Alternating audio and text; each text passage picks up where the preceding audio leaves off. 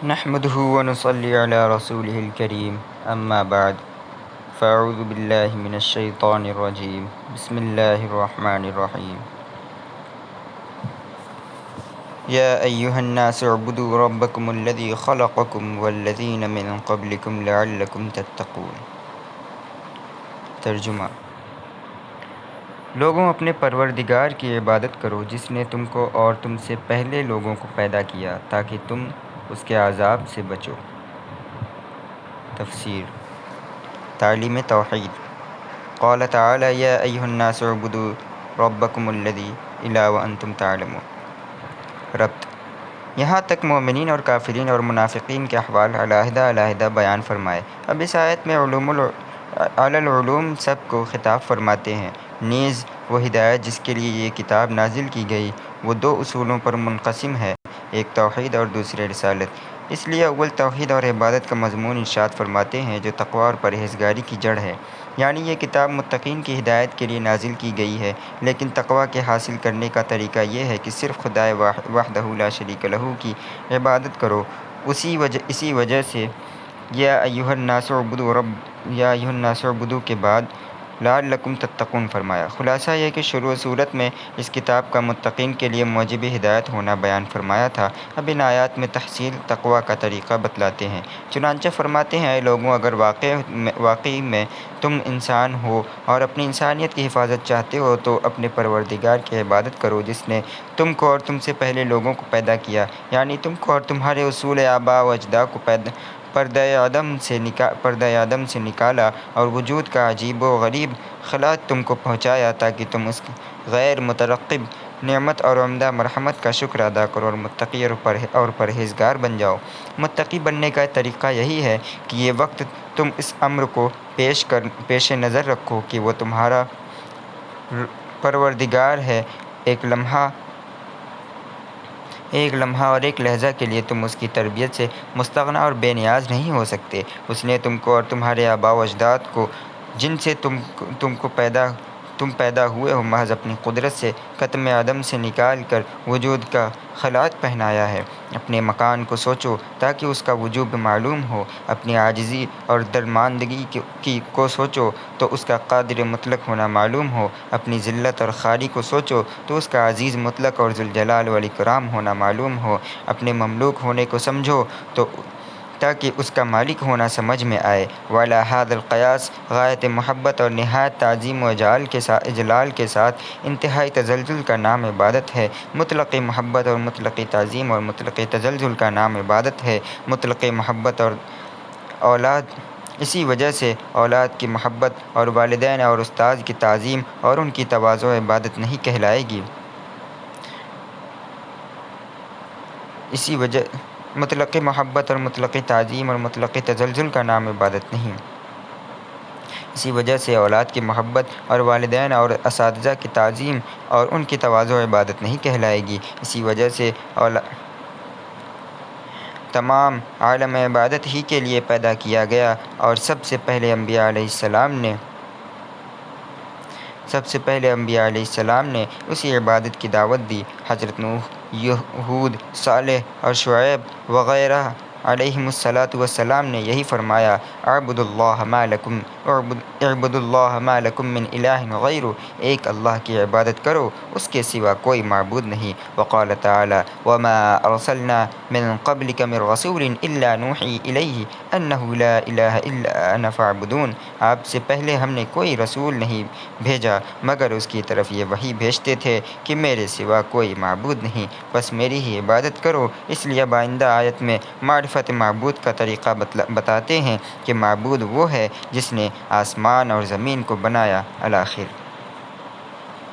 الذي جعل لكم الأرض فراشا والسماء بناء وأنزل من السماء ماء فأخرج به من الثمرات رزقا لكم فلا تجعلوا لله أندادا وأنتم تعلمون۔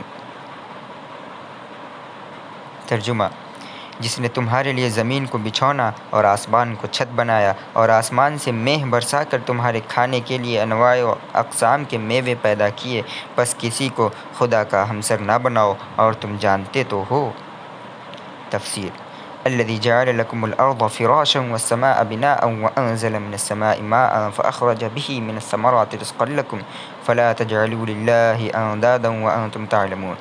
وہ پاک ذات کہ جس نے زمین کو تمہارے لیے فرش اور آسمان کو چھت بنایا اور آسمان سے پانی اتارا، پھر اس پانی سے تمہارے کھانے کے لیے قسم قسم کے کچھ پھل اور میوے نکالنے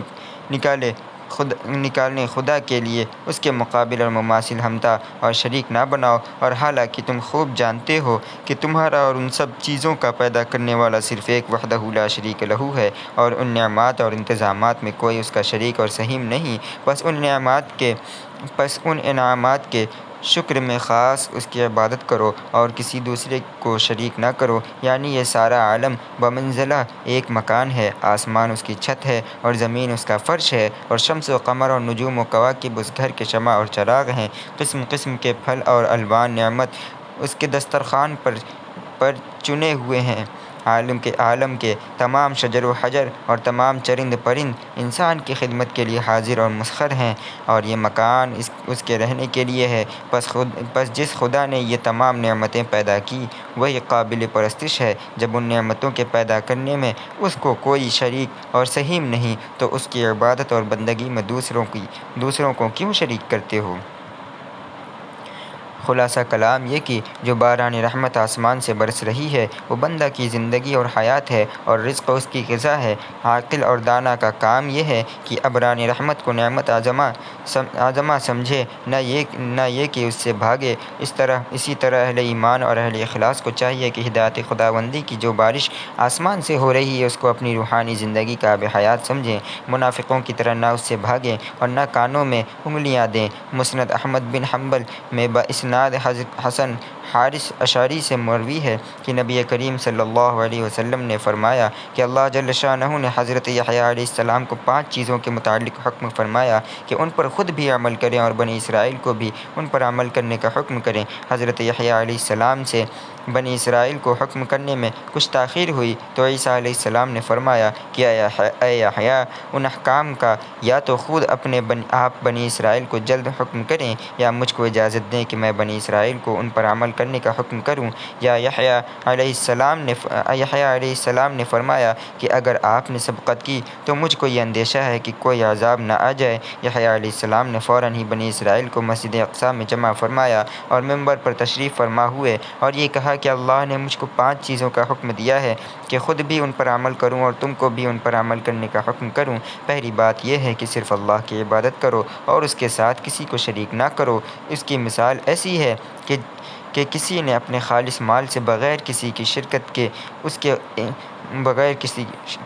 شرکت کے ایک غلام خریدا۔ وہ غلام دن میں جو کچھ کماتا ہے وہ بجائے آقا کے کسی اور کو دے دیتا ہے۔ کیا کسی کو یہ بات پسند ہے کہ اس کا غلام ایسا ہو؟ حاشا، ہرگز نہیں۔ اسی طرح سمجھ لو کہ حق تعالیٰ ہی تمہارا خالق اور رازق اور مالک ہے، بس اسی کی عبادت کرو اور اس کی عبادت میں کسی کو شریک نہ کرو۔ بقیہ حدیث کے لیے تفسیر ابن کثیر کی طرف رجوع کریں۔ فائدہ: امام راضی فرماتے ہیں کہ اس آیت شریفہ سے یہ معلوم ہوتا ہے کہ بندہ اگر 1000 اطاعت اور عبادت بھی کرتے تو ذرہ برابر ثواب کا مستحق نہیں۔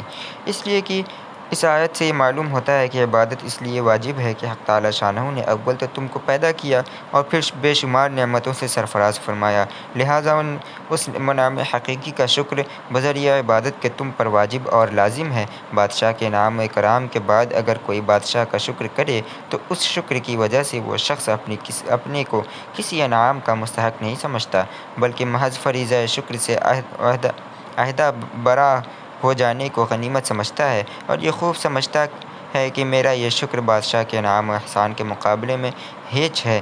اسی طرح حق تعالیٰ شانہ کے شکر کو سمجھو کہ بندہ کتنی ہی عبادت کرے اس کی ایک نعمت کا بھی شکر نہیں ادا کر سکتا۔